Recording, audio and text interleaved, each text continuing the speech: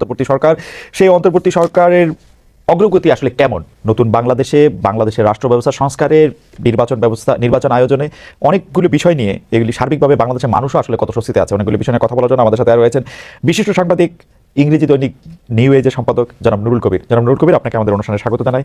আপনি আমাদেরকে সময় দিয়েছেন, সেজন্য আমাদের কৃতজ্ঞতা জানবেন। ধন্যবাদ। জনাব নুরুল কবির, আপনার সাথে আলাপটা শুরু করার আগে আমরা আসলে অনেকগুলি বিষয় নিয়ে কথা বলতে চাই, কিন্তু আলাপটা শুরু করার আগে আমরা প্রফেসর ডক্টর মোহাম্মদ ইউনূসকে উদ্ধৃত করতে চাই। তিনি রাষ্ট্র ক্ষমতার দায়িত্ব নেওয়ার পরে একটি কথা বলেছিলেন, আমি তাকে উদ্ধৃত করছি, যে ছাত্র জনতার অভ্যুত্থানে পাওয়া রাষ্ট্র সংস্কারের সুযোগ নিয়ে ডক্টর ইউনূস বলেছিলেন, কোর্ট, এই সুযোগ হাতছাড়া হলে বাংলাদেশের আর কোনো ভবিষ্যৎ থাকবে না। যদি এই সংস্কারের প্রশ্নটা যদি একটা জার্নি হয়, তাহলে ঠিক কোন জায়গায় এখন আমরা দাঁড়িয়ে আছি? কবির ভাই, আপনার কাছ থেকে যদি একটু শুনতাম। ধন্যবাদ আপনাকে। প্রফেসর মোহাম্মদ ইউনূস যখন এই কথাটা বলেছেন, তখন একটা খুব আবেগময় সময়, এবং প্রায় 15 বছরের আন্দোলনের ধারাবাহিকতায় সে আন্দোলন যখন বিজয় লাভ করে, মানুষের মধ্যে যে আলোড়ন তৈরি হয়, ইতিবাচক আলোড়ন, সেখানে এরকম আকাঙ্ক্ষা ব্যক্ত করা অত্যন্ত স্বাভাবিক ছিল। আমি ওই মূল কথাটাই যাবার আগে একটা কথা বলিনি। উনি যে বলেছেন যে এইবারের সুযোগটা হাতছাড়া হলে বাংলাদেশে কোনো ভবিষ্যৎ নেই বা থাকবে না, এইটার মধ্যে কত ইতিহাস বোধের দিক থেকে ভাবলে এটার মধ্যে একটু অতিরঞ্জন আছে। অতিরঞ্জন এই কারণে যে মানব ইতিহাসে একটা রাষ্ট্রের জন্ম, বিকাশ, পরিণতি লাভ লম্বা প্রক্রিয়া। আমরা বারবার এই অঞ্চলে তো এরকম গণঅভ্যুত্থান হয়েছে। সবচেয়ে বড় কথা, বাংলাদেশের সবচেয়ে গৌরবের সময়, বাংলাদেশের মুক্তিযুদ্ধ, সেখানে যে ধরনের রক্তক্ষয়, যে ধরনের অবদান মানুষ রেখেছে, তখনও তো আমরা মনে করেছি যে বাংলাদেশে একটা তার অগ্রগতির স্বর্ণ শিখরে অবস্থান গ্রহণ করবে, কিন্তু সেটা হয় নাই। ইতিহাসে এরকম বহু বড় বড় আন্দোলন, সংগ্রাম এবং আত্মত্যাগের পর মানুষ ঠিক যতটা আশা করে, সাধারণ মানুষ ঠিক ততটা নাও হতে পারে। তার জন্য কোনো দেশের ভবিষ্যৎ একবারে ধ্বংস হয়ে যায় না। সেটা হচ্ছে যে কোনো খারাপ পরিস্থিতিতেই যে কোনো দেশের জনগোষ্ঠীর একটা ইতিবাচক সম্ভাবনার পথ বরাবর খোলা থাকে, যদি সেই জনগোষ্ঠী সুচিন্তিতভাবে সঠিক সময়ে সঠিক পদক্ষেপ গ্রহণ করতে পারে। হ্যাভিং সেড দিস, আমি আবার ওনাকে ডিফেন্ড করবো যে একটা জনগোষ্ঠী কতবার আত্মত্যাগ করবে। এই ধরুন, যদি সেই পাকিস্তানি জমানা থেকে, সেই আপনার 52 সাল থেকেও আন্দোলনকে আমরা শুরু করি, তারপর তো বড় বড় অনেক আন্দোলন, মানুষের, দেশের জনগণের বিপুল অধিকাংশ একটা সময় তার সঙ্গে জড়িত হয়েছে। বারবার আশাভঙ্গের ইতিহাস আমাদের আছে। ফলে আমার দিক থেকে চিন্তাটা হচ্ছে যে আমাদের আশা রাখতে হবে, বা আশা ভঙ্গের জন্য বুদ্ধিবৃত্তিকভাবে প্রস্তুত থাকতে হবে, যাতে আবার নতুন করে কোথাও যে শেষ হয়ে যায় না, এই অর্থাৎ আবারও নতুন করে প্রয়োজনে নতুন সম্ভাবনা নিয়ে বা আরো বেশি অগ্রগতির জন্য আমরা যাতে কাজ করতে পারি, সেই ভরসাটাও রেখে দেওয়া দরকার। আর যদি আপনি যে জানতে চেয়েছেন যে এই মুহূর্তে কি অবস্থায় যাচ্ছে, এটা আমি বলবো যে সম্ভবত যারা গণতন্ত্র পরায়ণ জনসাধারণ, বা যে সমস্ত রাজনৈতিক, সামাজিক এবং সাংস্কৃতিক শক্তি আপনার এই আন্দোলনের সঙ্গে যুক্ত ছিলেন, কিংবা সমর্থক ছিলেন, কিংবা এই আন্দোলনের মাধ্যমে একটা ইতিবাচক পরিবর্তনের আকাঙ্ক্ষা করেন, তারা প্রত্যেকে এই মুহূর্তে একটা আশা এবং আশঙ্কার মধ্যে তাদের মন এবং মনন দ্বিখণ্ডিত হয়ে আছে। আশা এই কারণে যে স্যাক্রিফাইসটা মানুষ করেছে, বিশেষত তরুণ তরুণীরা, এবং এর মধ্যে যে একেবারেই রাজনৈতিকভাবে নিষ্পাপ বলবো, যে শিশু বৃদ্ধ পর্যন্ত আত্মাহুতি দিতে হয়েছে, তার মধ্যে একটা আশা জাগানিয়া প্রণোদনা তো থাকতেই পারে, আমাদেরও আছে। আশঙ্কা এই কারণে যে আপনি লক্ষ্য করুন যে যেসব শেষ পর্যন্ত তো রাজনৈতিক শক্তিগুলি একটা দেশের ভবিষ্যৎকে নির্ধারণ করতে প্রধান ভূমিকা রাখে। তো রাজনৈতিক শক্তিগুলো যারা গত 20-22 বছরে সমাজের মধ্যে যে সমস্ত সংস্কারের আকাঙ্ক্ষা উঠে এসেছে, এবং বিভিন্ন দফা, কারোর 31 দফা, কারোর 27 দফা, কারোর নানান ধরনের দফা আমরা প্রণীত হতে দেখেছি। এই দফাগুলি কিন্তু প্রণীত হয়েছে গণতান্ত্রিক সংস্কারের যে জন আকাঙ্ক্ষা, তারই চাপের মধ্যে। সেই পর্যায়ে যখন একটা গণ অভ্যুত্থান হলো এবং নতুন করে মানুষের আশা জাগ্রত হলো, নতুন করে শত শত মানুষকে আত্মাহুতি দিতে হলো, সঙ্গত কারণেই গণ অভ্যুত্থান পূর্ববর্তী সময়ে যে গণতান্ত্রিক সংস্কারের আশা কর্মসূচি, তার পরবর্তী সময় তার চেয়ে একটু বেশি হতে হবে। যদি অর্থাৎ 31 দফা, 27 দফা, 10 দফা প্লাস কিছু একটা হতে হবে। কারণ হচ্ছে, তা নাহলে এই যে মধ্যের সময়টাতে মানুষের যে আত্মত্যাগ, তার মধ্য দিয়ে জাগ্রত নতুন আশা, তার মধ্যে সমতা ভিত্তিক সমাজ এবং রাষ্ট্র প্রতিষ্ঠার দাবি, এবং ওই আন্দোলন যে ব্যানারের অধীনে হয়েছে, সেটার নামই ছিল বৈষম্য বিরোধী আন্দোলন। সুতরাং সেখানে এই আশাটা আমরা করি। আশঙ্কার জায়গা হচ্ছে এই জায়গায় তারা কিন্তু অনেকেই বিভক্ত হয়ে পড়ছেন। আবার বৈষম্য বিরোধী আন্দোলনের উপরে যে সরকার প্রতিষ্ঠিত হয়েছে তার কিছু রাজনৈতিক অর্থনৈতিক পদক্ষেপ আমরা লক্ষ্য করছি, সেগুলি ঠিক বৈষম্য বিরোধী সমাজ এবং অর্থনৈতিক ব্যবস্থা প্রতিষ্ঠার জন্য অনুকূল কোনো ব্যবস্থা হিসেবে মনে হয় না। এই কারণে আমি বলছি আশা এবং আকাঙ্ক্ষার আশঙ্কা দুইটাই আছে। করবে আপনি তো মানে এত চমৎকার করে ব্যাপারটা বললেন, অনেকগুলি বিষয় চলে আসছে, কিন্তু আমি আবার একটু দেখতে চাই যে জুলাই আগস্টের স্পিরিট যেটা কথা বলা হচ্ছে, যেই কারণে আসলে 17 বছর না হলেও 15 বছর ধরে চেপে থাকা একটা সরকারকে মানে সরকারকে পদত্যাগ করতে বাধ্য করার ক্ষেত্রে সবাই আসলে একমত হয়েছিল, সেই স্পিরিটটা তো আছেই। আপনি এই অনুষ্ঠানের আগে আমাদের দৃষ্টি আকর্ষণ করলেন এবং আমরা এটা নিয়ে আলোচনা করলাম যে আমরা এই মুহূর্তেই দেখতে পাচ্ছি যে জুলাইয়ের একটা ঘোষণাপত্রের প্রয়োজন অনুভব করেছেন ডিসেম্বরের শেষ সপ্তাহে এসে বৈষম্য বিরোধী, এবং সেই ঘোষণাপত্র চূড়ান্ত করতে বৃহস্পতিবার একটা সর্বদলীয় বৈঠকের কথা বলেছেন। আপনি আমাদের এটাই আসলে জানালেন যে কিছুক্ষণ আগে এই খবরটি এসছে। এটা নিয়ে আপনি আসলে কি মনে করেন? এই যে জুলাই আন্দোলন, জুলাই ঘোষণাপত্র, এই 31 তারিখে দেওয়া হবে, সরকারকে দিতে হবে 9 তারিখের মধ্যে দিতে হবে, 10 তারিখের মধ্যে দিতে হবে, এখন আবার কবে দেওয়া হবে সেটা নিয়ে আলোচনা। আমার আপনার নিশ্চয়ই খুব ভালো করে জর্জ অরওয়েল পড়া, ব্যাপারটা কি আসলে নিউ স্পিকের দিকে যাচ্ছে কিনা, যে মানে এইটার একটা আলোচনার মধ্যে যাওয়া, আপনি যদি আমাদের একটু বলেন। দেখুন, সর্বশেষ যে জুলাই অগাস্টের আন্দোলন, আমি আগেই বলেছি একটা বিরাট আন্দোলনের দীর্ঘব্যাপী সময়ব্যাপী আন্দোলনের ধারাবাহিকতায় এটা আপনার সফল হয়েছে, এবং সেই সাফল্যের পেছনে এই যে তরুণরা যারা ছিল, তরুণ ছাত্ররা, বিশেষত ওই বৈষম্য বিরোধী আন্দোলনের যারা নেতা ছিলেন, তাদের একটা বিশেষ বৈশিষ্ট্য ছিল যে তারা অনেক সাহসী সিদ্ধান্ত নিতে পেরেছিলেন, বুক পেতে দিতে পেরেছিলেন, এবং তাদের উপর মানুষের আস্থা ছিল। এর আগে কিন্তু এই গত 15 বছরে কম মানুষ হত্যাকাণ্ডের শিকার হয়নি, নিপীড়নের শিকার হয়নি, এবারও হয়েছে। কিন্তু অন্যরা আমরা লক্ষ্য করেছি যে একটা বিপর্যয়ের একটা পর্যায়ে কিংবা নিপীড়নের একটা পর্যায়ে আন্দোলন প্রত্যাহার করেছেন কিংবা আন্দোলন থেকে পেছনে গেছেন। কিন্তু এই ছাত্রদের আহ্বানে মানুষেরও একটা আস্থা তৈরি হয়েছিল। এটা যেমন সত্যই কারণে তারা সাফল্য অর্জন করতে পেরেছেন, সাফল্যের কারণে এই আন্দোলনের বিজয়ের মধ্যে এবং বিজয় পরবর্তী সরকার গঠনে তাদের একটা প্রাধান্য চলে আসে। এটা খুব ন্যায্য। কিন্তু আপনি যখন প্রায়োগিক রাজনীতির হিসাব করবেন, তখন যে যখন অধ্যাপক ইউনূস কিংবা ধরুন সেই সরকার অন্যান্য নেতারা বলেন যে ছাত্ররা, এই ছাত্ররা কারা? এই ছাত্ররা বলতে কিন্তু বৈষম্য বিরোধী ছাত্র আন্দোলন কোনো সংগঠিত শক্তি ছিল না। তারা ছিলেন আন্দোলনের সঙ্গে জড়িত চিন্তাশীল তরুণরা, ইন্ডিভিজুয়াল ছিলেন, তখন তারা কোনো সংগঠিত শক্তি ছিলেন না। বলে প্রধান শত্রু এই সমস্ত রাজনৈতিক দলগুলি যারা শেখ হাসিনার স্বৈরতান্ত্রিক সরকারের বিরুদ্ধে লড়াই করেছেন, তাদের কিন্তু কামিয়াব হয়ে যাবার পরে তারা কিন্তু আপন আপন রাজনীতি, পুরনো আপন আপন ভাবাদর্শ এবং তাদের ছাত্র সংগঠনগুলিও সেই রাজনীতিতে নিজেদেরকে নিয়োজিত করেছে, এবং এটা খুব অস্বাভাবিক না। তাদের উচিত হলো এই স্পিরিটটাকে, যেখানে শুধু একটা স্বৈরতান্ত্রিক সরকারের বদলে আরেকটা অগণতান্ত্রিক সরকার প্রতিষ্ঠিত করা, এই রাষ্ট্র এবং রাজনৈতিক আইনগত কাঠামোর মধ্যে লক্ষ্য নয়, সমাজের সমতা নিশ্চিত করা, আইনগুলির গণতন্ত্রায়ন, রাষ্ট্রের গণতন্ত্রায়ন, এগুলো যদি তারা যুক্ত না করে সেটা দুর্ভাগ্যজনক। কিন্তু বাস্তবে আমরা দেখছি তাদের অনেকেই দ্রুততর সময়ের মধ্যে একটা নির্বাচনের মাধ্যমে ক্ষমতায় যেতে চান। রাজনৈতিক দল ক্ষমতায় যেতে চাইবে, আপনার সেটা স্বাভাবিক, কারণ রাজনৈতিক দল তো কোনো শুধুমাত্র স্বেচ্ছাসেবী প্রতিষ্ঠান নয়, ক্ষমতার সঙ্গে আন্দোলনের সঙ্গে সম্পর্ক ওতপ্রোতভাবে জড়িত। কিন্তু ইতিহাস তাদের সামনে, এই যে রক্তাক্ত ইতিহাস তৈরি হলো, তাদের সামনে যে দায় সৃষ্টি করেছে, এই দায় মেটানোর কাজটা তারা কদ্দূর এগিয়ে নিতে চান কিংবা সমাজ তাদেরকে কদ্দূর বাধ্য করতে পারে, তার উপর নির্ভর করবে আপনার এই যে ভবিষ্যৎ ডিক্লারেশনের যেটা কথা বলছেন, এই ডিক্লারেশনটা কি আমি জানি না, অনুমান করি যে এখানে কতগুলি প্রতিশ্রুতির কথা থাকবে, যে এগুলো এই ধরনের কাজ আমরা করব। তো এই বিভিন্ন, কিন্তু এখানে তো অনেক রাজনৈতিক দল, তাদের ভাবাদর্শগত অনৈক্য আছে প্রচুর। যেমন ধরুন যারা ইসলামপন্থী রাজনীতি করেন, তারাও এই আন্দোলনে অংশগ্রহণ করেছেন, এই সংলাপে তারাও আসবেন। তো ইসলামপন্থীরা তারা লিখিতভাবে তারা বিশ্বাস করেন এবং এটা সততার সঙ্গে স্বীকার করেন যে তারা রাষ্ট্র পরিচালনায় জনগণের সার্বভৌমত্ব মানেন না। এটা তো গণতান্ত্রিক কথা। যারা আধুনিক গণতন্ত্রে বিশ্বাস করেন, যেটা মূলত ফরাসি বিপ্লব, মার্কিনের বিপ্লব ইত্যাদি ক্লাসিক্যাল গণতান্ত্রিক বিপ্লবের মধ্য দিয়ে বাংলাদেশ সহ নানান অঞ্চলে ছড়িয়ে পড়েছিল, তো তাদের প্রধান কথা হচ্ছে যে একটা রাষ্ট্র বা একটা সংগঠন গণতান্ত্রিক কিনা তার প্রধান হচ্ছে যে তারা ওই সংগঠন পরিচালনায়, রাষ্ট্র নিজেও একটা সংগঠন, জনগণের সার্বভৌমত্ব অর্থাৎ জনগণের ইচ্ছাই শেষ কথা, এটা মানেন কিনা।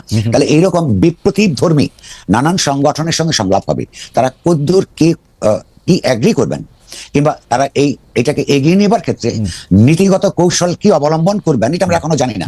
যদি ধরেন যে সবচেয়ে মিনিমাম যেগুলো অগ্রগতি, যেগুলো একমত হবে সেইভাবে, নাকি যারা মেজরিটিরা একরকম যেটা একমত হবে, এইসব নিয়ম কানুন প্রতিষ্ঠার উপর বা নীতিমালা নির্ধারণের উপর নির্ভর করবে যে এখানে কোনো ঐক্য হবে কিনা। ইতিমধ্যে শক্তির একটা প্রদর্শনীও আমরা লক্ষ্য করছি, কিন্তু ভবিষ্যতে হয়তো আরো বেশি থাকবে। যখন যেমন ধরুন জাতীয়তাবাদী দল যখন, বা তার জাতীয়তাবাদী ছাত্র দল কিংবা অপরাপর বামপন্থী ছাত্র সংগঠনগুলি, তারা এই ছাত্র বলতে যে শুধু বৈষম্য বিরোধী ছাত্র সংগঠনের নেতৃবৃন্দকে বোঝায় না, সেটা প্রমাণ করবার জন্য তারা শোডাউন করবে। অর্থাৎ ছাত্ররা মানে আমরাও এই আন্দোলনে অংশগ্রহণ করেছে এবং তাদেরও অনেকের জীবন গেছে, পঙ্গুত্ব বরণ করেছে, যেমন অন্যান্যরাও করেছেন। ফলে এইগুলিকে সমন্বয় সাধন করার মধ্য দিয়ে একটা ইতিবাচক দিকে এগিয়ে যেতে পারবেন কিনা, সেইটা এখন নির্ভর করছে অধ্যাপক ইউনূসের সরকারের আপনার কি উপর, তাদের সাফল্যের উপর।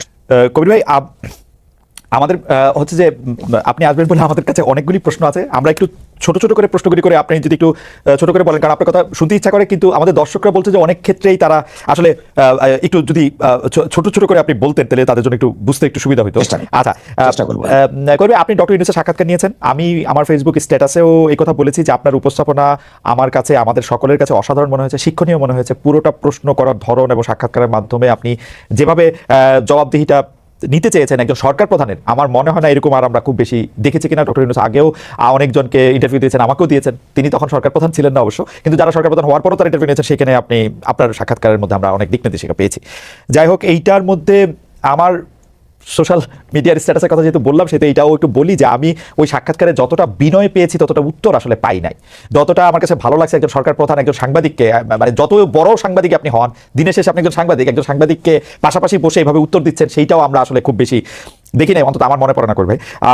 তো কিন্তু আপনি তার এই সাক্ষাৎকারটাকে যদি আপনি দূর থেকে দেখেন, এই সরকার পরিচালনায়, নির্বাচন আয়োজনে, নতুন রাজনৈতিক দলে এবং বাংলাদেশের মানুষের মৌলিক কিছু সমস্যার সমাধানে তাকে আসলে আপনার কতটা মানে সরকারকে আপনার কতটা কি মনে হলো, যেসব প্রশ্ন আপনি করেছিলেন সেসব প্রশ্ন বলছি।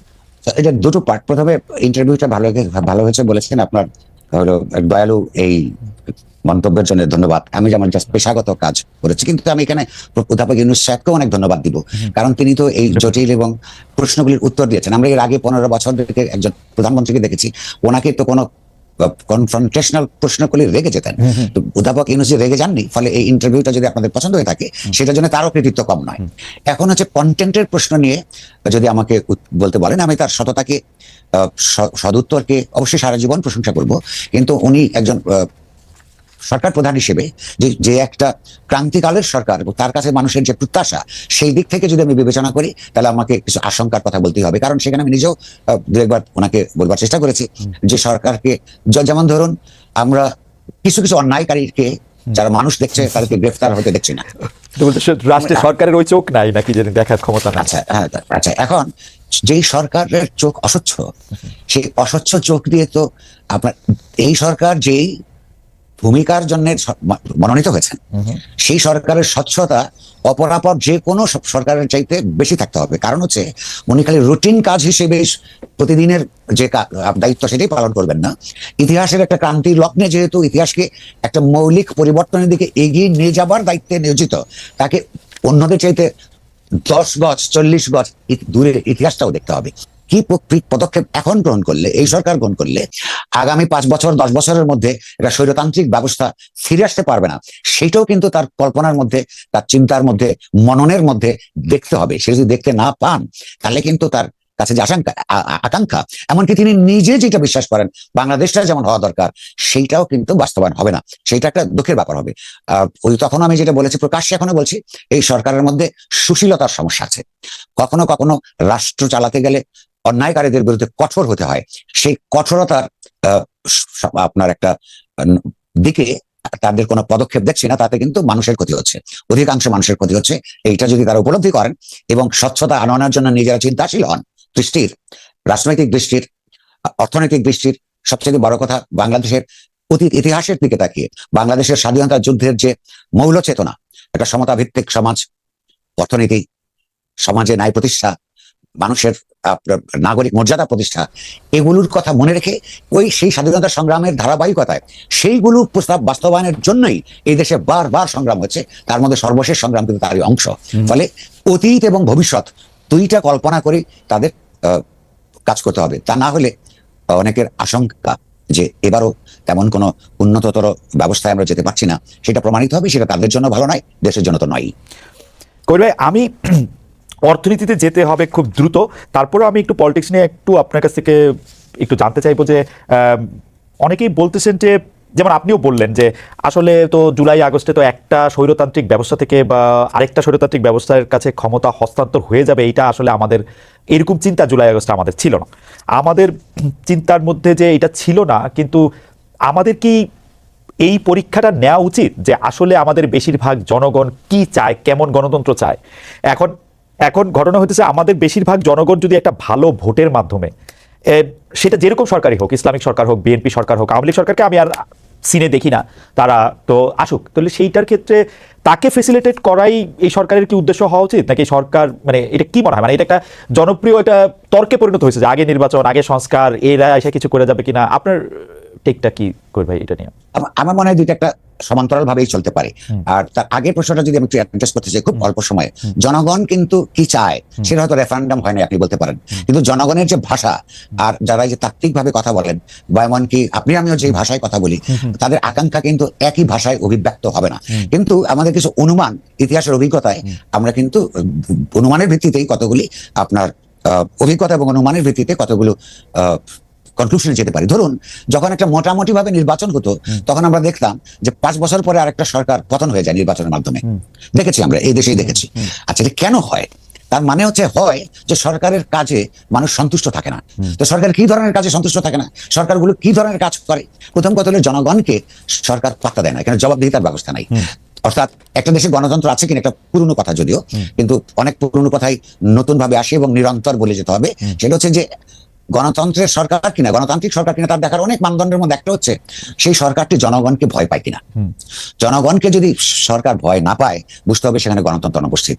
আর জনগণ যদি সরকারকে ভয় পায়, তাহলে বুঝতে হবে যে ব্যবস্থা অলরেডি স্বৈরতান্ত্রিক, এখানে কোনো গণতান্ত্রিক ব্যবস্থা নাই। তো মানুষ এমন সরকার চায় না বলেই যাকে ভয় পেতে হবে, এ কারণেই সুযোগ পেলে বদলে দেয়। এখান থেকে আমরা ধরতে পারি যে এই দেশের মানুষ বারবার আন্দোলন করেছে এমন ধরনের একটা সরকারের জন্য যেখানে জনগণের কাছে তার একটা রাজনৈতিক, অর্থনৈতিক, সাংস্কৃতিক জবাবদিহিতা থাকবে। অর্থাৎ না থাকলে তার আবার পরের বছর ক্ষমতায় না আসবার ভয়টা সরকারকে থাকতে হবে। তার জন্য তো নির্বাচন ব্যবস্থা পরিবর্তন আনতে হবে।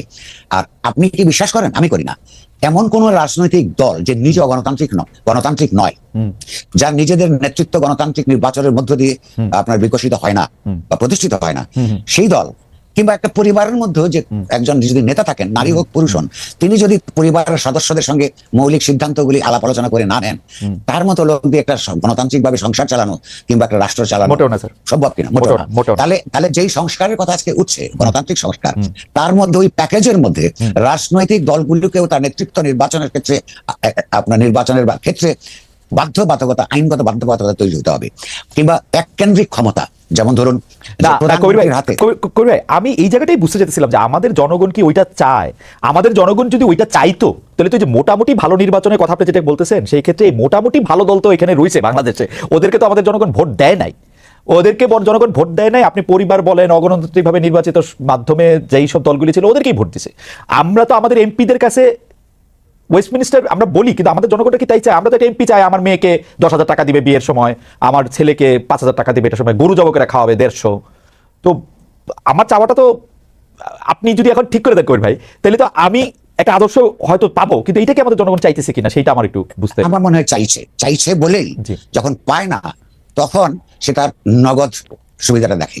সে যখন জানে যে ভোটের আগে আমি প্রার্থীর কাছ থেকে যেটুকু পাওয়ার পাবো, এরপরে সে আমাকে পাত্তা দিবে না, তখনই সে হচ্ছে পয়সাটা নিয়ে নেয়, ভোট প্রসেসটা করাপ্ট হয়ে যায়। কিংবা একটা তো কথা আপনাকে মানতে হবে, সারা দুনিয়ার জন্য সত্য, জনগণ হিসেবে, সাধারণ জনগণ বলতে আমরা যা বুঝি, রাজনৈতিক দলগুলি তুলনামূলকভাবে সচেতন হবার কথা সংঘবদ্ধতার কারণেও এবং তার চৈতন্যের বিকাশের কারণেও। নেতৃত্ব যদি গণতান্ত্রিক নেতৃত্ব উপহার না দেয়, জনগণ একা ভাবে, বিচ্ছিন্ন ভাবে, সে তো তার কাছে আপনার জোর করে আদায় করতে পারে না, তাকে আবার সেই সংগ্রামের মধ্যে নামতে হয়। সেই সংগ্রামের জন্য আবার নেতৃত্ব লাগে। সেই নেতৃত্ব তো প্রতি বছর একটা করে আপনার গণভুত্থান হবে না, হয় না ইতিহাসের মধ্যে।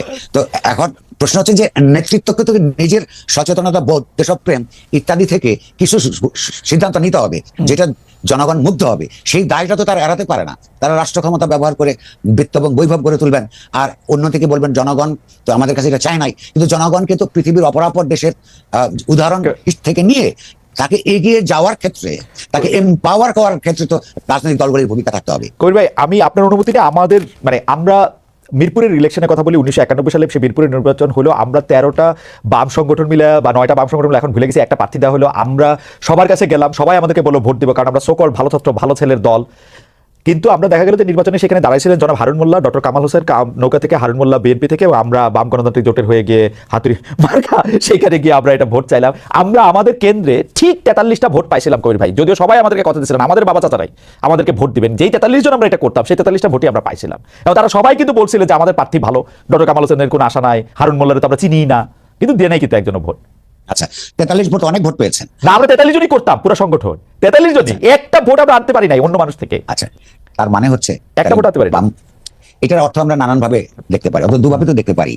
এইটার জন্য কি জনগণ আমাদেরকে কেন ভোট দিল না এর জন্য দায়ী করব, নাকি জনগণকে আওয়ামী লীগ বিএনপির চাইতেও বেশি করে আমরা অ্যাপিল করতে পারি না, কোথাও একটা ভুল আমাদের আছে, সেই দিকে আমরা নজর দিব, এটা একটা সিদ্ধান্ত নেবার ব্যাপার। দ্বিতীয়ত হচ্ছে, আপনি আর আমি যদি সারাদিন তত্ত্ব কচকচলাই তাদের পক্ষেও বলি, আর তার যে দৈনন্দিন সংগ্রাম, সেই দৈনন্দিন সমস্যার মধ্যে ওই পাড়ায় আমার উপস্থিতি না থাকে, তাকে যদি সারা জীবন তার পাশে না দাঁড়ানোর আপনার সংঘ শক্তি না থাকে, তাহলে এই বিশ্বাস অর্জন করতে সময় লাগে। এটা সাধারণ মানুষের দোষ নয়, এটা বামপন্থার সীমাবদ্ধতা। কারণ হচ্ছে ওই যে একটা কথা আছে, ওই আপনার জাজ জ্যাক রুসোর, জেনারেল উইল নেভার এর, সাধারণ যে ইচ্ছা কালেকটিভ উইল, এটা আসলে কখনোই ভুল করে না। আপনি লক্ষ্য করুন, বাংলাদেশের ইতিহাস দিয়ে রসুর তত্ত্ব এই বিষয়ে আরো অনেক বেশি করে নতুন করে প্রমাণ করা যায়।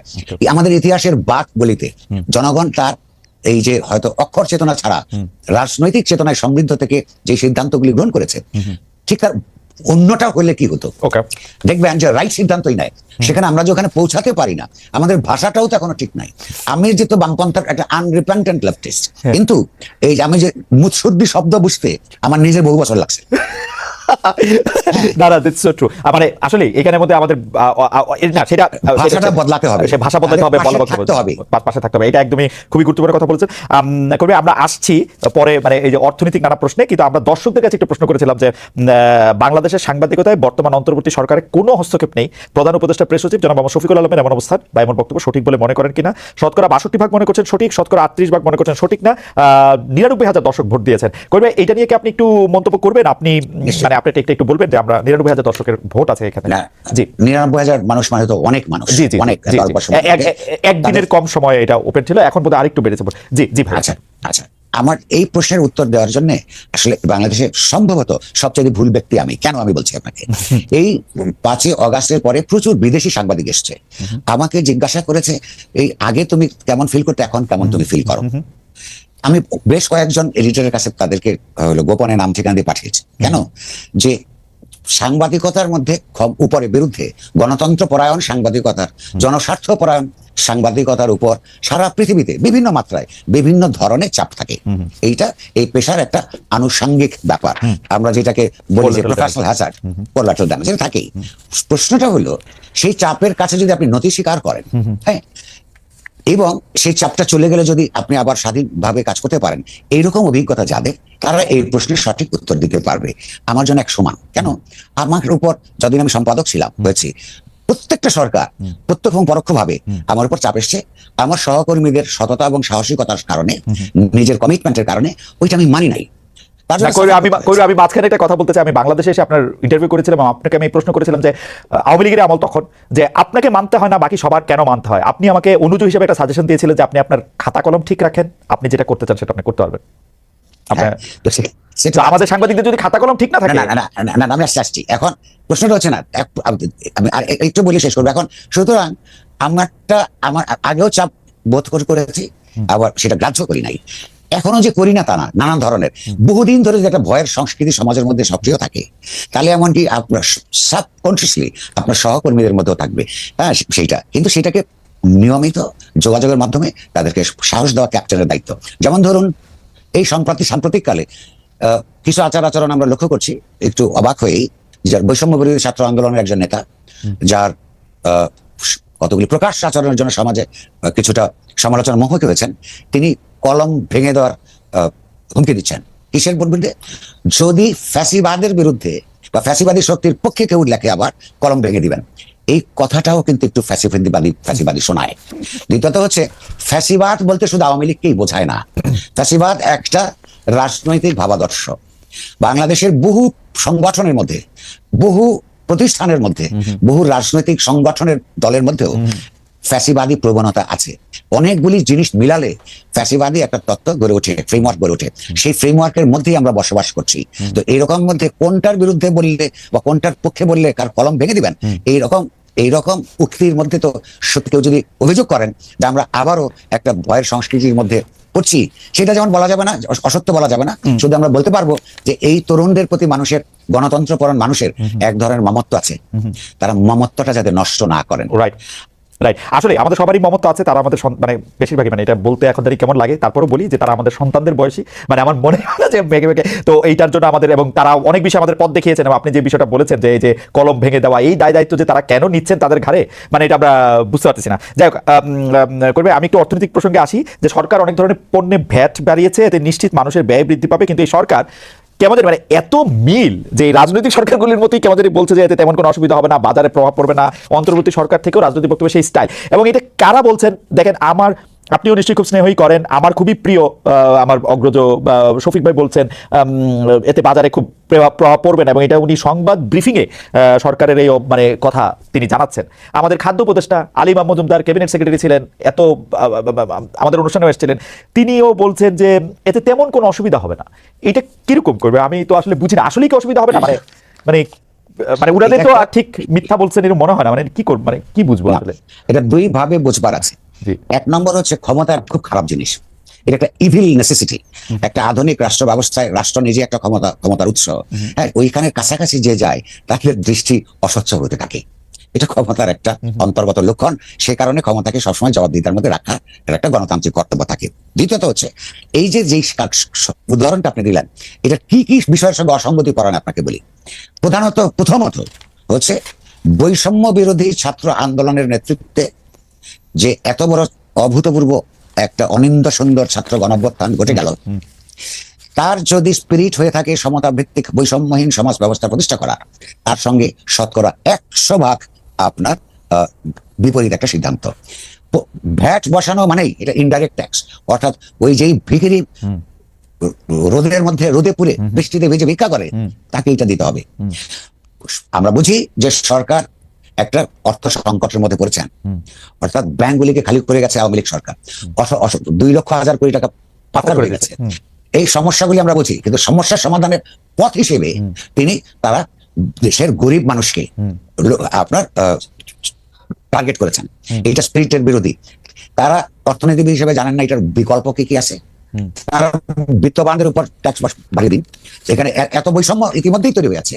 তারা ট্যাক্স নেট বাড়ান, কিন্তু সেইটা না করে সোজা পথে একটা আন্দোলন স্পিরিটের সঙ্গে বিশ্বাসঘাতকতা করে এই মুদ্রাস্ফীতির আমলে যেখানে মানুষের আয় বাড়ে না অথচ দ্রব্যমূল্য বৃদ্ধি পায়, সেখানে নতুন করের বোঝা দিয়ে দেওয়ার অর্থ হচ্ছে এটা একটা গণবিরোধী, জনস্বার্থ বিরোধী একটা পদক্ষেপ। দ্বিতীয়ত সঙ্গে একটা কথা যুক্ত করতে চাই, আপনি লক্ষ্য করুন এই ক্যাবিনেটে যারা যারা আছেন কয়েকজন ছাড়া এই আন্দোলন সংগ্রাম গণহত্যা চলার সময় এর কাছাকাছি দিয়েছিলেন না, দূরবর্তী ছিলেন।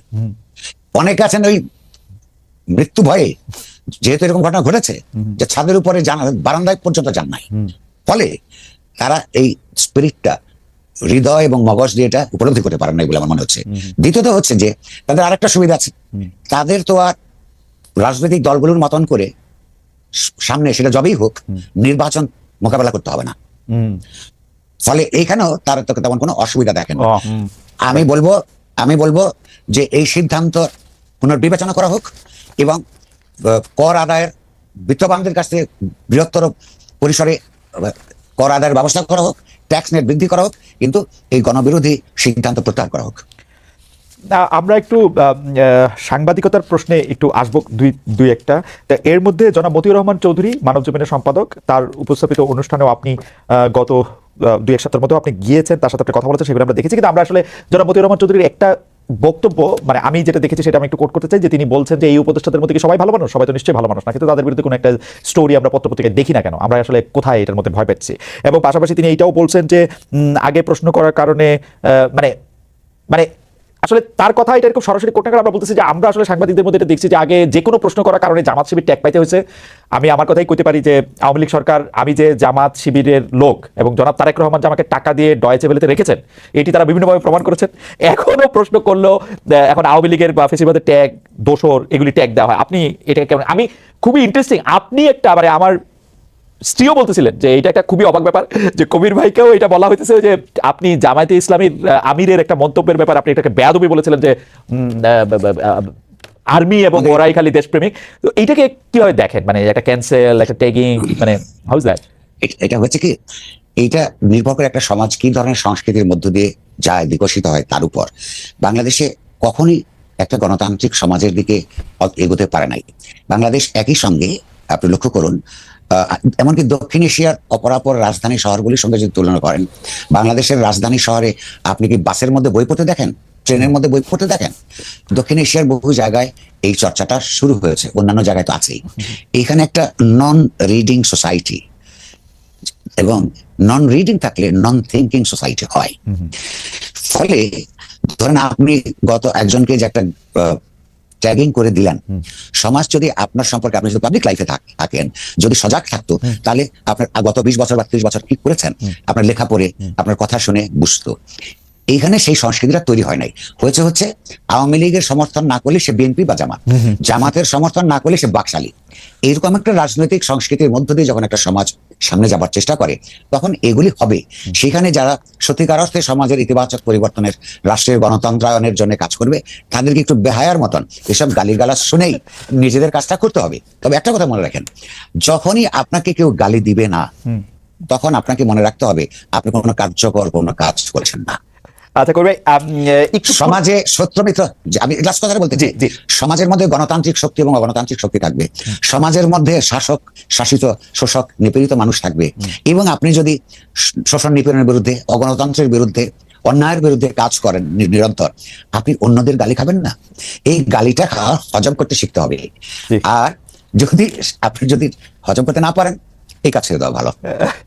জি জি করবে, এই কাজ ছেড়ে দেওয়া মানে ভালো। আর কত মানে পাকস্থলীটা তো একটা না করবে। আমি একটু 111-এর সময় আসি, যে 111-এ কিন্তু আমরা দেখেছি যে মানে আমিও বিডি নিউজে ছিলাম সে সময়, আমাদের কাছেও সিডি এসেছে, কিন্তু আমাদের বিডি নিউজ তখন এত প্রভাবশালী বা এত বড় ছিল না যে এটার সামনে এটা দেখা যাবে। কিন্তু নিউ এজের এই অবস্থানের কথা পরে অনেকেই বলেছে যে আমরা বিডি নিউজ ছাপি নাই, তা অত সিগনিফিকেন্ট ছিল না, কিন্তু নিউ এজের না ছাপাটা, দ্যাট ওয়াজ এ স্টেটমেন্ট সেই সময় যে আপনি এগুলি সময় সেগুলি ছাপেন নাই। এবং যারা এগুলি নিয়ে গেছে, তারা যে মাইর ধরে খায় নাই, তারাও সেটাকে নিজের কপাল সৌভাগ্য তারা ভাবছে পরে, কারণ আপনি প্রত্যাখ্যানটাও সশব্দই ছিল। তো এইবার এই সরকার পরিবর্তনের পর মানে আমি কিন্তু বিশ্বাস করি যে প্রপাগান্ডা নিজের পক্ষে আসলেও এটা খারাপ। আপনি এগুলি আবার দেখতেছেন কিনা যে ঠিক একটা প্রেসক্রিপশন সাংবাদিকতা, যে এটা করা। এবং আমি খুব আশ্চর্য হয়ে খেয়াল করলাম যে আমাদের প্রেস সচিব বলতেছেন যে এখন সংবাদ মাধ্যম স্বাধীন হয়েছে, আওয়ামী লীগের সময়কার সব দুর্নীতিগুলো এখন সামনে তুলে ধরবে। এইটা বললে এখন আবার আমার স্যার আলী রিয়াজ বলবে আপনি তো ফেসিজমের পক্ষে দাঁড়া যাচ্ছেন। না, আমি এটা যাওয়াটা কোন জায়গায় আসলে, মানে আমি তো মনে করি যে মানে কোশ্চেন তো আমি এস্টাবলিশমেন্টকে করব, কোশ্চেন তো আর আমি একটা পলাতক দুষ্ট পতিত সরকারকে আর কেমনে করব, একটু যদি বলতেন। আচ্ছা, প্রথম কথা হচ্ছে যে আমাদের স্নেহভাজন সেক্রেটারি যেটা বলেছেন যে এই সরকারের সময় কোনো বাধা বিঘ্ন নাই, আমি এখনো পাই নাই। কিন্তু কথাটা হচ্ছে যে প্রতিটি সরকারি কথা বলছে। শেখ হাসিনা নিজে অসংখ্যবার প্রধানমন্ত্রী হিসেবে বলেছেন যে আমাদের সময়, আচ্ছা এটা সব সরকারই বলে এটা। আচ্ছা, সঙ্গে স্টোনের একটা বইয়ের শিরোনামের কথা আপনাকে মনে করে দিই। একজন মার্কিন সাংবাদিক, 1930-এর দশকের খুব বিখ্যাত সাংবাদিক, তিনি একটা বই লিখেছেন। উনি নিজে কমিউনিস্ট ছিলেন 30-এর দশকে, 40-এর দশকে পর্যন্ত, যে অল গভর্নমেন্টস লাই। সেটা যে কোনো ভাবাদর্শের সরকারই হোক না কেন, সরকারগুলি কিছু অসত্য কথা বলে। ফলে এইটা ধরে নিয়েই আমরা সবার বক্তব্য দেখব। আর আপনার কথা একদম পরিষ্কার, আমি আপনার সঙ্গে একমত। প্রধানত আপনার এস্টাবলিশমেন্টকে প্রশ্ন করতে হবে, এটাই কাজ। তবে হ্যাঁ, আপনার ইতিমধ্যে পতিত সরকারের সময় যে সমস্ত তথ্য পাওয়া যায়নি, তথ্য পাওয়াও কিন্তু দুষ্কর ছিল। অনেকগুলি আইন করেছিল, কতগুলি আইন বিকৃত করেছিল। হ্যাঁ, ধরেন যে যারা তথ্যের তো কতগুলি সূত্র থাকে এবং কনফ্লিক্টিং ইন্টারেস্ট থেকে আসলে তথ্যের যোগান হয়, এটা আপনি নিজেই জানেন। তারা সেই তথ্য সরবরাহ করতে ভয় পেত, আর তারপরে প্রকাশ করলে তো ঝামেলা ছিলই, সেগুলোর যেটা দলিল, যেমন আমাদের দেশের কি কি হয়েছিল এটা জানার জন্য সেগুলো অবশ্যই লিখতে হবে। এটা তো এই না যেমন যে এই সরকারকে এখন আর প্রশ্ন করার দরকার নাই। আমি একটা ছোট উদাহরণ দিই, এই সরকারকে একটা জিনিস প্রশ্ন করি আমি আপনার মাধ্যমে। আওয়ামী লীগ সরকারের বিরুদ্ধে মানবাধিকার লঙ্ঘনের মেলা অভিযোগ ছিল। এই অভিযোগের 99% সত্য। বিরোধী দলের লোকদেরকে জেলে পুরে অনেককে আপনার প্রয়োজনীয় চিকিৎসা দেওয়ার ব্যবস্থা ছিল না। আচ্ছা, অন্যায়ভাবে অনেককে ঘটনা ঘটে নাই তার বিরুদ্ধে মামলা করেছে এবং তার জন্য ভোগান্তি ভুগতে হয়েছে, এটা সত্য। এগুলির বিরুদ্ধে সংগ্রাম করেই তো আজকের সরকার ছাত্রদের মাধ্যমে প্রতিষ্ঠিত হয়েছে। এই সরকার যদি একই কাজ করে, বাংলাদেশের বহু মানুষের সামনে ওই সরকারের সঙ্গে, পতিত আওয়ামী লীগ সরকারের সঙ্গে তারা যুক্ত ছিল, কিন্তু তাদের অনেকের বিরুদ্ধে অন্য কোনো নির্দিষ্ট অভিযোগ উত্থাপন না করে, কিংবা সেগুলো আপনার সেগুলো ইনভেস্টিগেশনের ভিত্তিতে কোনো মামলা দায়ের না করে আপনার গড় পর্দা অসংখ্য আপনার হত্যা মামলা দেওয়া হলো। নাও যাদের বিরুদ্ধে হত্যা মামলা আছে, এমনকি এমন ঘটনা আছে যাদের বিরুদ্ধে মামলা নাই, তাদের চিকিৎসার জন্য, উন্নততর চিকিৎসার জন্য দেশের বাইরে যেতে দেওয়া হচ্ছে না। আবার যে জেলখানায় আছে তার চিকিৎসাও ঠিক মতো করা হচ্ছে না। এই অভিযোগ আছে। আমরা এখন সাধারণভাবে বলছি, কিছুদিন পর কাদের কারণে কারা ভুগছে এটা আমাদেরকে তো বলতে হবে, তাহলে এটা আমরা আমাদের সাংবাদিক চৈতন্যের প্রতি সৎ থাকবে কি করে? আমাদের দায়িত্ব তো পালন করতে হবে, রাইট? তাহলে আমরা তো একটা উন্নততর ব্যবস্থার জন্যই সংগ্রাম করেছি, বা যারা করেছেন আমরা হয়তো একটা সহযোগী শক্তি হিসেবে ছিলাম, কিন্তু একই ঘটনা তো আমরা তাদের কাছ থেকে চাই না। যদিও অন্যদের কোনো অন্য ধরনের অপরাধের বিচার এটা হতে পারে, কিন্তু আপনি বন্দী অবস্থায় চিকিৎসা দিবেন না, আরেকজনকে কাউকে মামলা নাই, কিন্তু এমপি ছিল এক সময়, সে কারণে আপনি এখনকার দেশের ডাক্তাররা বলছে যে এই চিকিৎসাটা এখানে নাই, বাইরে চিকিৎসা দেবেন না, তারা যদি মৃত্যুবরণ করে এই দায়িত্ব কিন্তু এই সরকারের থাকবে। সরকারের অতি উৎসাহী সদস্যদের এইটা একটু চিন্তা করবেন। এই অতি উৎসাহী সদস্যদের আমি নিশ্চয়ই, আমাদের অতি উৎসাহী সদস্যরা কেউ কবির ভাইয়ের কথা শুনবেন এবং শুনে সেটা নিশ্চয়ই বিবেচনা করবেন। আচ্ছা করবে, এটা আমার প্রশ্ন আসলে আমাদের, সেটা হচ্ছে যে অনেকেই আমি দেখতেছি যে আওয়ামী লীগ ইলেকশন আসবে কিনা, আওয়ামী লীগ ইলেকশন আসলে কি হবে, শেখ হাসিনা আবার আইসা পড়লে বাংলাদেশে বিশাল কিছু হয়ে যাবে কিনা, ক্ষমতায় আবার তিনি গিয়ে আবার মানে ওই যে উনার ভাষায় বলি টুপ করে ঢুকে পড়ে কিছু একটা করে ফেলে। কিন্তু আমরা তো কই ভাই, আমি শুধু এই আলোচনাটার উপরে একটু কথা বলতে চাই। আমাদের একজন একটা আড্ডাতেই উনি বলেছিলেন, শেখ হাসিনার যদি সাহস থাকে তিনি শুধু তার সরকার প্রধানের চেয়ার থেকে নেমে শেখ রেহানাকে প্রধান নির্বাচন কমিশনার করে ইলেকশন দিক, 5টার বেশি আসন পাবে না। সেই শেখ হাসিনার মানে এরকমই একটা পতিত সরকার বা দল নিয়ে মানে ভাবনাটা কি একটু বেশি করতেছি আমরা, যে না এরা আইসা পড়বে, এটা করলে আপনার প্রশ্নের প্রতিক্রিয়া হচ্ছে আমার এই যে আলোচনাটা আমরা বছর 10 পরে করি। আমি কিন্তু আসলে আলোচনাটা তুলতেই চাই না, কিন্তু বিভিন্ন জায়গায় খালি এই যে এইসব কথা শুনি যে শেখ হাসিনা আইসা ক্ষমতা নেবে। আমরা তাহলে হচ্ছে পরবর্তী জায়গায় এটার মধ্যে যাই, সাংবাদিকতা নিয়ে। তার পরের প্রশ্ন সেটা হচ্ছে যে আওয়ামী লীগ আমলে এটাতে কোনো সন্দেহ নাই, বেশিরভাগ মিডিয়া হাউস অ্যাক্টিভিজম করছে, চাটুকারিতা করছে এবং নিজের দলের লোকের মানে যে হোলিয়ার দেন পোপ ওরকম একটা আচরণ করছে। সাংবাদিকতার যেগুলি দায়িত্ব নাই মানে সেগুলি গিয়েও করে আসছে, মানে নৌকা ভাড়া করে এগুলি করে আসছে। তো সেইটা যেমন খারাপ ছিল, এখন এদেরকে বাদ দিয়া যাদেরকে নেওয়া হয়েছে তাদেরকেও কি একইভাবে মানে কাস্তে দিয়া ধান কাটতেই নেওয়া হচ্ছে, এরকম কেউ বলতেছে? মানে আপনি এরকম দেখছেন বিশেষ করে টেলিভিশন চ্যানেলে? আমি হয়েছে কি, আমি এরকম কথা শুনেছি। এখন আমি একটা কথা বলে লোকেরা কেউ হাসে, কেউ রেগে যায়। চাটুকারিতা করা তার জন্য অধিকার না, রাইট? আপনি চাটুকারিতাকে যেহেতু এখনো ক্রিমিনাল অফেন্স হিসেবে দেখা হয় নাই বা লেখা হয় নাই আইনের বইয়ে, যারা চাটুকারিতা করেছে তাদের বিরুদ্ধে, আপনি সাংবাদিকদের কথাই বলছি, কয়েকজন সাংবাদিকের বিরুদ্ধে হত্যা মামলা আছে। আপনি হত্যা মামলা দেন কেন? তাদেরকে রিপ্লেস করে আবার আরেক ঘরানার একই ধরনের লোক যদি এনে থাকেন, ইনফ্যাক্ট তরুণ তো এরা অনেক, যারা ইস্টার্নের কথা, টু বি অনেস্ট তাদের সম্পর্কে আমার খুব ধারণা নাই, আমি সুবিচার করতে পারবো না, কিন্তু নীতিগতভাবে বলতে পারবো যে এক ধরনের চাটুকারিতা থেকে আরেক ধরনের চাটুকারিতার লাইনে মিডিয়াকে নিয়ে যাবার জন্য বাংলাদেশের মানুষ, বিশেষত তরুণীরা প্রাণদান করে নাই। ওকে কবির ভাই, আমাদের এই অনুষ্ঠানটা চ্যানেল 24 দেখাচ্ছিল, তো আমরা চ্যানেল 24 তাদের টপ অফ দ্য আওয়ার নিউজের জন্য তারা চলে যাবে। আমরা কিন্তু আপনার অনুমতি নিয়ে আমরা কিছুক্ষণ আপনার সঙ্গে আরো কিছু প্রশ্ন করতে চাই, কারণ আপনার সাথে কথা বলতে অনেক সময় পার হয়ে গেছে। একটু যদি আপনি অনুমতি দেন, we would like to extend this programme. Ashish, হ্যাঁ, সো কবির ভাই, একটা বড় সমালোচনার মুখে এই সরকার পড়ছে হচ্ছে যে নতুন শিক্ষাবর্ষ শুরু হওয়ার পর সময় মতো বই পায় নাই। যদিও এই বছর অনেকগুলি বই নতুন করে লেখা হয়েছে, অগাস্ট পর্যন্ত আমরা একটা অন্য বাস্তবতায় ছিলাম, কিন্তু আপনি এটাকে কি দেখতেছেন বা আপনার? আমি এই বিষয়ে ভীষণ ক্ষুব্ধ, নাগরিক হিসেবে, সাংবাদিক হিসেবে। প্রথম কথা হচ্ছে, একটা কমিটি তৈরি করা হলো বইগুলি দেখবার ব্যাপারে। সেখানে সেই কমিটিতে বাংলাদেশের 2জন অত্যন্ত সম্মানিত অধ্যাপক সদস্য, যাদের গণতন্ত্রের প্রতি, বস্তুনিষ্ঠ ইতিহাস চর্চার প্রতি কমিটমেন্ট প্রশ্নাতীত, তাদেরকে জামাত ইসলামী এবং অপরাপর কয়েকটা সংগঠনের দাবির মুখে সেখান থেকে কমিটি থেকে বাদ দেওয়া হলো।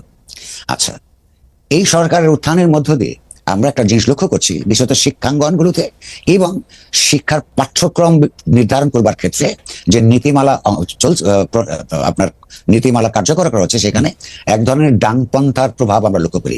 দ্বিতীয়ত হচ্ছে, বইগুলিতে আমি সবগুলি এখনো পর্যন্ত পড়িনি, 2-3টা এনেছি, গতকাল রাতে পড়া শুরু করেছি। ইতিহাস লিখবার ক্ষেত্রেও বা পুনর্লিখনের ক্ষেত্রেও আপনার এই যে পদ্ধতিতে করা হচ্ছে এবং যে সমস্ত টেক্সট কয়েকটা চোখে পড়েছে, এগুলো সব ঠিক নেই।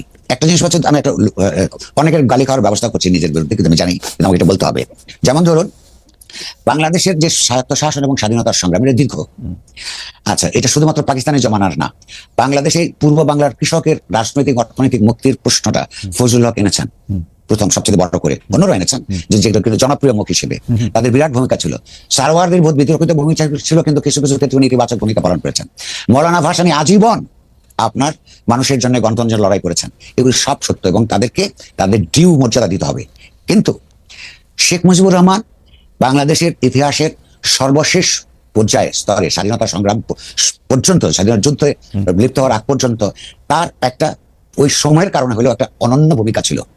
তার আপনার স্বাধীনতা-উত্তর বাংলাদেশে তার যে প্রশাসন পরিচালনা, বাকশালীকরণ, স্বাধীন গণতন্ত্রের যে অধিকার হরণ, এগুলি সব সত্য থাকা সত্ত্বেও সেটার জন্য তিনি সমালোচনা পাওয়ার যোগ্য। কিন্তু বাংলাদেশের স্বাধীনতা সংগ্রামকে শেষ পর্বের তিনি, চূড়ান্ত পর্বের তিনি অবিসম্বাদীয় নেতা। সেই ভূমিকাটা ঠিক সেইভাবে যদি আমরা ছাত্রছাত্রীদেরকে না পড়াই, আপনার নিন্দা যেমনটা প্রাপ্য হলে তাকে দিতে হবে, সেইটা যদি আবার তার প্রশংসার জায়গা যদি আমরা না রাখি, সেটাও কিন্তু আরেক ধরনের ইতিহাস বিকৃতিকরণ। এইগুলো কিন্তু আমরা দেখতে পাচ্ছি। সবাইকে আবার এক সময় নেতাও ছিলেন না, একরকম ভূমিকাও পালন করেননি, কারণ তার সেটা করার দরকারও পড়েনি। এই যে নতুন যে পাঠ্যক্রম, তার মধ্যে ইতিমধ্যে এসব লক্ষণ দেখছি। তার যারা এগুলি লিখেছেন, তারা নিজেরাই কদ্দূর ইতিহাস চর্চা করেছেন আমি খুব নিশ্চিত নই। কিন্তু ওইখানে ওয়াহিদুদ্দিন মাহমুদের মতন একজন শ্রদ্ধাভাজন লোক যেটার দায়িত্বে, তার নেতৃত্বে এই ধরনের কর্মকাণ্ড মোটেও আপনার কাম্য নয়, এটা আমি বলতে পারি। আমার মনে হয় যে এত এত এত কম্প্রিহেন্সিভ ভাবে আর কে বলতে পারবে এরকম কথা? দর্শকের মতো নিবেন, গালি খাবেন কিন্তু তা জানি না। আবার একটু পলিটিক্স আসতে হচ্ছে। করবে, এতদিন পর্যন্ত বিএনপি ইলেকশনের টাইম নিয়ে একটা কোনো টাইম ফ্রেম বলতেছিল না। তারা শুধু বলতেছিল যে আমরা একটা যৌক্তিক সময় দিতে চাই। যৌক্তিক সময়টা কি সেটা আমি মির্জা ফখরুল ইসলাম আলমগীর পর্যন্ত পৌঁছাতে পারছিলাম, তার মুখ থেকে আমি এটা বুঝতে পারি না যে যৌক্তিক সময়টাকে। আমি স্পেসিফিক বলছিলাম মার্চ, এপ্রিল, মে, জুন, জুলাই, আগস্ট, তারা কিন্তু কোনো সময় কিছু বলে না। এখন যখন প্রফেসর ইউনূস একদম স্পেসিফিকলি বলছে যে 2025-এর শেষ থেকে বড়জোর 2026-এর অর্ধ তারিখ, মানে শেষ হওয়ার অর্ধেক পর্যন্ত এর মধ্যে থেকে ইলেকশন হবে, তখন হঠাৎ করে আমি এটা আজকে দেখলাম যে 2025 সালের মাঝামাঝিতেই বিএনপি নির্বাচন চায়। এটা কেমন?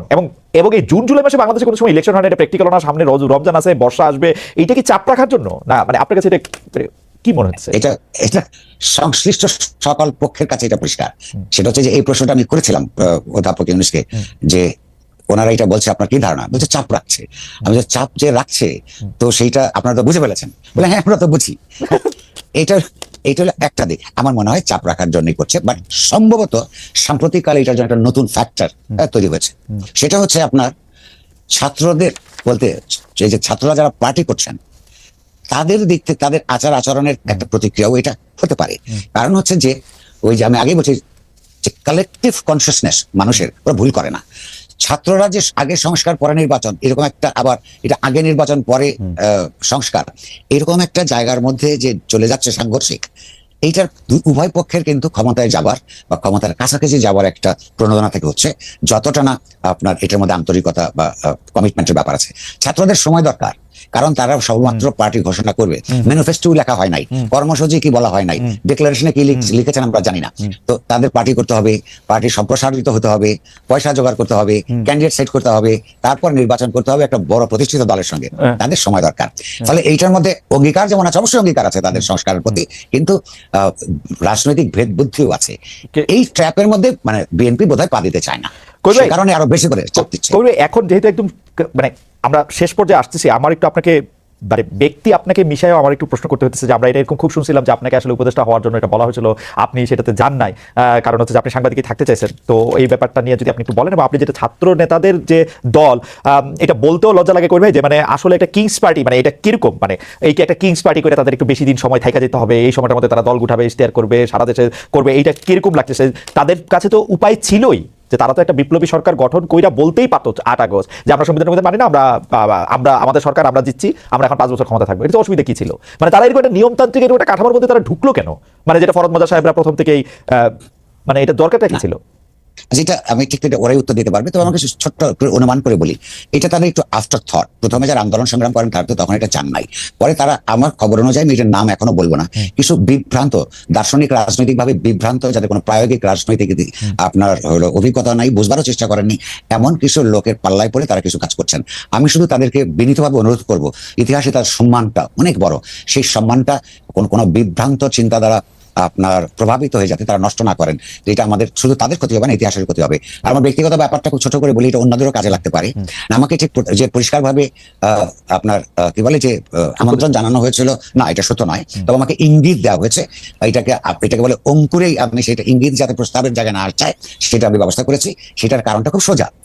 সংবাদ, আমরা যারা সমাজের মধ্যে আপনার কোনটা ভালো, কোনটা করতে হবে, কি করা উচিত, কি করা উচিত না, আমাদেরকে কেউ দায়িত্ব না দিলেও, হ্যাঁ, ওই গায়ে মানে না আপনি মরলের মতন ভূমিকা পালন করি। গ্রিক নাটকে তাদেরকে কি বলা হতো মনে আছে? আমাদের যাত্রা পালায় বলা হতো বিবেক। বিবেক যে বিবেকের কাজ করবে সে তো বিবেকেই থাকবে, বিবেক তো রাজামন্ত্রী হবে না। বিবেকের কাজ করে যারা এগুলো হতে চান বা তাদেরকে বানাতে চান, তাদের একটু চিন্তাটা করা দরকার। আপনি বিবেকের ভূমিকায় যারা থাকে, তারা রাজা মন্ত্রীরা কি করবেন সেটা বলে, ভুল ভ্রান্তিগুলি, ট্র্যাজেডি কখন আসছে সেগুলো ইঙ্গিত দেন, কিন্তু নিজেরা রাজা মন্ত্রী হন না। আমি যদি সাহিত্যের ছাত্র, হ্যাঁ, সামান্য দর্শন চর্চা ও ইতিহাস চর্চাও আছে, ফলে আমার নিজের বিনীত ভূমিকা সম্পর্কে আমি পরিষ্কার। আমি একটা অপোজিশনাল ভূমিকা সমাজের মধ্যে রাখতে চাই, এটুকুই। করিম ভাই, ভারত বাংলাদেশে তো আসলে বাংলাদেশের রাজনীতিতে এবং নানা কারণে ভারতের একটা বাস্তবতা রয়েছে। বাংলাদেশের রাজনীতির ক্ষেত্রে অনেকে এরকম মেরুকরণ এক সময় করেছেন যে একটা ভারতের পক্ষে রাজনীতি, একটা ভারতের বিপক্ষে রাজনীতি, কিন্তু আওয়ামী লীগ সরকার গত 15 বছরে কূটনীতিক অনুশাসনটা এমনভাবে করছে যেটা প্রধানমন্ত্রী সাবেক শেখ হাসিনা পলাতক প্রধানমন্ত্রীকে আসলে কোট করতে হয়, ওদেরকে যা দিয়েছি তারা চিরকাল ভুলতে পারবে না। তো এটা তো একটা দেশের মানে কোনো কূটনীতির কোনো একটা হইতে পারে না। কিন্তু তারপরেও আমরা গতকাল ভারতের সেনাপ্রধানকে বলতে শুনছি সার্বিক সম্পর্ক স্বাভাবিক হবে বাংলাদেশে নির্বাচিত সরকার এলে। মানে এইটাকে আপনি আসলে কিভাবে দেখেন? নির্বাচিত সরকার এলে স্বাভাবিক হবে সেটা বলছেন। আবার পাশাপাশি যদি আপনি এইটাও দেখেন যে বেগম খালেদা চিকিৎসার জন্য লন্ডন যাওয়ার আগে আমাদের সেনাপ্রধান ও বিএনপি নেত্রীর সঙ্গে সাক্ষাৎ করেছেন, মানে এটাও একটা আনপ্রেসিডেন্টেড ঘটনা, কারণ মানে একজন রাজনৈতিক দলের নেত্রীর সঙ্গে একজন সার্ভিং সেনাপ্রধান গিয়ে সাক্ষাৎ করে আসবেন, এরকম আমরা আসলে কখনো শুনি নাই। দুইটা ব্যাপারটাকে আপনি আসলে এবং রাজনীতি এটা দিয়ে আপনি আসলে, প্রথমত হচ্ছে ভারতকে বা বাংলাদেশকে, যে কোনো দেশকে ফর দ্যাট ম্যাটার, আমি ভেঙে ভেঙে দেখি। ভারত বলতে একটা ভারত না। ধরুন ভারতের শাসক শ্রেণী, ভারতের হিন্দুত্ববাদী বিজেপি, ভারতের ওই ছদ্ম হিন্দুত্ববাদী কংগ্রেস, ভারতের কমিউনিস্ট পার্টি, ভারতের জনগণ, ভারতের সিভিল সোসাইটি, এগুলি না প্রত্যেকটাই আলাদা আলাদা জিনিস। তো ভারতের সঙ্গে যেমন আমাদের যে গৈরহ যে ভারতের সঙ্গে যুদ্ধ ঘোষণা করতে হবে, এইরকম কোনো কিছুতে আমি বিশ্বাস করি না। কারণ একটা আমরা কমিউনিটি অফ স্টেটসের মধ্যে বসবাস করি। আমাদের দরকার আমরা একটা সশস্ত্র রক্তাক্ত স্বাধীনতা সংগ্রামের মধ্যে দিয়ে উত্থিত একটা রাষ্ট্র, তার মর্যাদা বোধ নিয়ে আপন স্বাধীনভাবে সিদ্ধান্ত নিয়ে আমরা এগোতে চাই। সেইখানে ভারতের যে শাসক শ্রেণী আমাদের বিরোধিতা করে, ভারতের সাম্প্রদায়িক শক্তি বিরোধিতা করে, আমাদের জন্য নানা পথের মধ্যে কাঁটা বেছিয়ে দেয়, তাদের বিরুদ্ধে আমাদের সংগ্রাম করতে হবে। সঙ্গে ওই যে ভারতে বহু ভদ্রলোক আছে, বহু চিন্তাশীল মানুষ আছে। শত্রুদের যেমন আন্তর্জাতিক সংগঠন থাকে, মিত্রদেরও আন্তর্জাতিক সংগঠন তৈরি করা, এই যে জিনিসগুলো তাদের সরকারের অন্যায়ের বিরুদ্ধে তাদের মধ্যেকার মননশীল মানুষদের দিয়ে সংগ্রাম করানোর ব্যবস্থা করার জন্য সংহতি গড়ে তোলা এগুলো জরুরি। আর বিশেষভাবে ভারতের পশ্চিম বাংলা আর পুরো ভারত কিন্তু এক নয়। যখন এটা বাংলাদেশ প্রশ্ন আসে, আপনার মনে আছে যে আনন্দবাজার পত্রিকা ফজলুল হককে সম্পর্কে বাজে কথা লিখতেই থাকতো, তো একদিন তাকে জিজ্ঞাসা করছে সেই যুগে আপনার 30-এর দশকের দ্বিতীয় ভাগে যে তখন উনি উত্তর তখন আনন্দবাজার ছিল, হ্যাঁ, যে আনন্দবাজার যদি আমার পক্ষে কিছু লেখে তাহলে বুঝবা যে আমি কোন বাংলাদেশের গরিব মুসলমানদের কৃষকদের বিরুদ্ধে চলেছি, পক্ষে লিখলে আমাকে সন্দেহ করবা। তো এইটার একটা ঐতিহাসিক পশ্চাৎপট আছে, ছোট্ট করে আমি বলতে চাই। এটা তাদের দিক থেকে ন্যায্য, কারণ ওরা রিকনসাইল করতে পারে না। এই দেশে যারা জমিদার ছিল, এই জমিদাররা ছিল ব্রিটিশ ইস্ট ইন্ডিয়া কোম্পানির কর্মকর্তা ওইখান থেকে ঘুষ নিয়ে টাকা অর্জন করে জমিদারি কিনে কলকাতায় বসবাস করত। আর পূর্ব বাংলার যে কৃষক, হিন্দু মুসলমান নির্বিশেষে, কিন্তু মনে রাখবেন শিডিউল কাস্টরা 1946 সালে আপনার এই যে কি বলেন যে মুসলিম লীগের পক্ষে ভোট দিয়েছিল, কংগ্রেস কিন্তু ভোট দেয় নাই। শিডিউল কাস্ট তফসিলি ফেডারেশন, তাদের মধ্যে কিন্তু হয়েছিল আপনার একটা ভোটের ঐক্য হয়েছিল। তো এরা এই যে পশ্চাৎপদ চাষা ঘুষা বাংলার কৃষকরা একটা স্বাধীন দেশ তৈরি করে ফেললো, এবং তারা যে কলকাতার সঙ্গে আর ঢাকার তুলনা করতে পারে না, ঢাকার সঙ্গে দিল্লির তুলনা হয়, এইটা পশ্চিম বাংলার এখনকার দিল্লির নির্যাতনে নিপীড়িত যাদের নিজস্ব কোনো মেরুদণ্ড সোজা নাই, তারা এটা সহ্য করতে পারে না। সারাক্ষণ ধরে বাংলাদেশের বিরুদ্ধে অসত্য কথা প্রচার করতে থাকে। কিন্তু ভারতের বহু জায়গায় বাংলাদেশ সম্পর্কে ইতিবাচক ধারণা আছে, তাদেরকে আরো বেশি আমাদের সম্পর্কে জানাতে হবে, এবং তাদের বন্ধুত্ব ভারতীয় শাসক শ্রেণীর সাম্প্রদায়িক শ্রেণীর বিরুদ্ধে তাদের সঙ্গে আমাদের বন্ধুত্ব কাজে লাগাতে হবে। কবির, আপনার বক্তব্য এতটাই সঠিক যে আমি যখন ডয়েচে বাংলা কাজ করতাম, পশ্চিমবঙ্গ আসলে বাংলা ভাষা যেহেতু সেটা এর মধ্যে ছিল, আমি কিন্তু যেসব মিডিয়াগুলি এখন বেশি অসত্য কথা ছড়িয়েছে তাদের পশ্চিমবঙ্গের সাধারণ মানুষের মধ্যে গ্রহণযোগ্যতা প্রায় শূন্যের কোঠায় নাই বললে চলে। তাদের মধ্যে কিন্তু আসলে তারা একটা প্রপাগান্ডা মেশিন হিসেবেই কিন্তু তারা পরিচিত, আসলে খুব যে গুরুত্ব দেওয়ার কিছু আছে তারা। আমাদের শেষ প্রশ্ন করবে, আমি জানি যে আপনার অনেক কাজ রয়েছে, আমি আর আপনাকে আটকাবো না, এটা শেষ প্রশ্ন, এবং এতে যদি আপনি আপনার বক্তব্য বলেন যে 3 বছর আগে প্রথম আলোকে দেওয়া এক সাক্ষাৎকারে 2022 দেওয়া নভেম্বর 6, আসলে 3 বছর হয় নাই, 2.5 বছরের মতো বা 2 বছর একটু বেশি, যে 10,000 টেলিভিশন বা পত্রপত্রিকা থাকলে আপনাকে কোট করছি, পত্রপত্রিকা থাকলেই এখন এখানে মানুষ গণতন্ত্র পরায়ণ চিন্তা প্রকাশের স্বাধীনতা নিশ্চিত হবে, এমন ভাবার কোনো কারণ নেই। এই 3 বছরে সংবাদপত্র এগুলির চেয়েও বেশি আমরা দেখেছি সোশ্যাল মিডিয়া, ইনফ্লুয়েন্সার, এরকম কিছু কিছু শব্দ আছে। আমি চিন্তা প্রকাশের স্বাধীনতার ক্ষেত্রে সোশ্যাল মিডিয়ার ভূমিকাটা আপনি আসলে কিভাবে দেখেন, এটাই আমার আসলে শেষ প্রশ্ন। ধন্যবাদ। আমি ওই কথাটা সম্ভবত বলেছি, অনেক আগের কথা তো মনে নেই, কারণ তৎকালীন আওয়ামী লীগ সরকার বারবার বলতো দেশে যে আপনার সংবাদ মাধ্যমের স্বাধীনতা আছে, বাক স্বাধীনতা আছে, তারা বলতো যে এতগুলি টেলিভিশন দিয়েছে, এতগুলো শত পত্রপত্রিকা। আমার ওই সব পরিপ্রেক্ষিতে সম্ভবত বলেছিলাম। এখন 10টা বা 10,000 টেলিভিশন দিয়ে যদি সরকারি প্রোপাগান্ডা মেশিন হিসেবে সেগুলোকে ব্যবহার করা হয়, সেটা দিয়ে তো নির্ধারিত হয় না দেশে আপনার গণতান্ত্রিক বাক স্বাধীনতার ব্যবস্থা আছে কিনা। আর সোশ্যাল মিডিয়ার ইনফ্লুয়েন্সারদের জন্য বিরাট ভূমিকা তো আছেই। ধরুন এখন এই যে আপনারা যারা দেশে তো বটেই, বিদেশে আপনাদের জার্মানিতে তখনকার সময়। ওয়ালাইকুম প্রিয় দর্শক, কথা বললেন ঠিকানায় খালিদ মহিউদ্দিন থেকে। খালিদ মহিউদ্দিন খুবই নম্র ভদ্র ভাষায় তিনি কথা বলেন, এবং তিনি শেখ হাসিনার সময়ে কিভাবে একদম সাহসের সাথে টকশোতে কথা বলতেন, তৎকালীন এমপি মন্ত্রীদের আনতেন, গুরুত্বপূর্ণ ব্যক্তিদের আনতেন, এবং জনগণের যে প্রশ্ন সেই প্রশ্নগুলো তিনি করতেন, এবং তাদের সাথেও মূলত তার দ্বিধাদ্বন্দ্ব থাকার কারণে তিনিও ঠিকমতো দেশে যেতে পারেননি, বা তারও অনেক শত্রু তৈরি হয়েছিল যখন শেখ হাসিনার সময়ে তিনি এই ধরনের প্রশ্ন করতেন, বিভ্রান্তিতে ফেলতেন তখনকার যে ক্ষমতাসীন রাজনৈতিক দলের বহুত নেতাকর্মীদের। এমন একটি উদাহরণ যদি আমরা দিতে যাই, তাহলে তখনকার ছাত্রলীগের সভাপতি সাদ্দাম হোসেনকে এনে তিনি যে গাড়ি ব্যবহার করেন, সেই গাড়ির আসলে টাকা কোথায় পেলেন, কোথা থেকে কিনলেন, এরকম প্রশ্ন করে দ্বিধাদ্বন্দ্বে ফেলিয়েছিলেন, এবং সেই বিষয়টি অনেক ভাইরাল হয়েছিল। ভিডিওটি আমরা সোশ্যাল মিডিয়াতে দেখেছি। প্রিয় দর্শক, যাই হোক, তিনি বর্তমান সময়ে ডক্টর ইউনূসকে নিয়ে কথা বললেন, এবং ডক্টর ইউনূস শপথের সময় কি বলেছিলেন, এখন তার বর্তমান অবস্থা কি, দেশের যে বর্তমান পরিস্থিতি তৈরি হয়েছে, এবং চারিদিক থেকে ডক্টর ইউনূসের সাথে যেভাবে শত্রুতা করছে রাজনৈতিক দলগুলো সহ, এবং সাবেক যে প্রধানমন্ত্রী শেখ হাসিনা তার দোসররা, এতে করে ডক্টর ইউনূসের টিকিয়ে থাকাটা অনেকটাই মুশকিল হয়ে পড়েছে বলে অনেকেই মনে করছে। প্রিয় দর্শক, এই বিষয়গুলো নিয়ে আপনাদের মূল্যবান মতামত কমেন্টে জানাবেন। সবাই ভালো থাকবেন, সুস্থ থাকবেন। ভিডিওটি শেষ করছি। আসসালামু আলাইকুম।